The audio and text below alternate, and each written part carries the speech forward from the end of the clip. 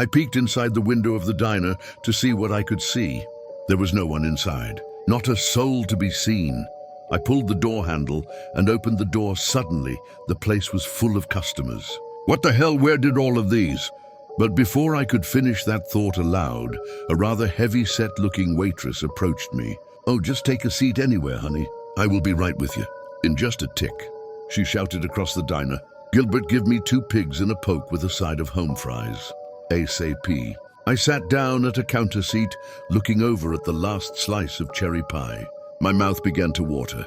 About 5 minutes later, the waitress who greeted me walked over and stopped in front of me. She took a deep breath.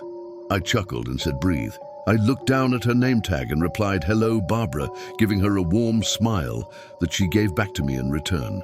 "Hello," she said, "welcome to the Time After Time diner. What can I do you for?" I looked over at the last slice of pie on display. "I will have that last slice of pie," I said with a smile. Barbara looked at the pie and harshly reprimanded her fellow employee. "Damn it, I told you to put the fresh pie out, Gilbert." When I looked at the pie, it was covered in mold and maggots. My jaw dropped. I could have sworn. I looked back at Barbara, and standing before me was a deathly frail-looking version of Barbara, who seemed to have aged 30 years. She was so sickly-looking, and her breath smelled like death. "Damn it," I said, holding my nose. "Something is dead wrong here, no pun intended." "Are you going to order or not, gal?" she scolded me. I hesitated, but snapped out of it. "Black coffee, please." I whisper. She shot me an annoying look. "Dem outsiders, he will make quick work of you. That's for sure, you little bitch." She mumbled and chuckled at herself. When she came back with the coffee pot, she looked me square in the face. "So where are you from?" I told her Briar Falls. "So are you visiting or what?" Yes, I told her on my way to Iron Horse Canyon.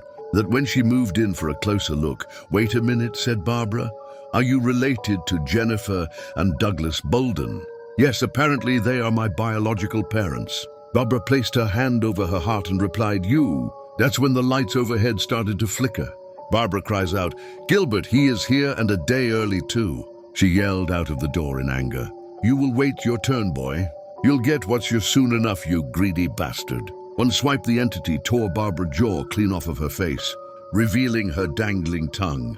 She begins to gurgle, choking on her blood. Gilbert grabbed the shotgun. I began to scream. Without warning, the other customers jumped on what was left of Barbara, ripping her from limb to limb. It was a feeding frenzy. I jumped over the counter, seeking cover after Barbara was consumed. The costumers returned to their seats, as if nothing happened. Gilbert walked over to me, handing me a brand new uniform, and said, "Barbara Bolden, your shift starts now, honey."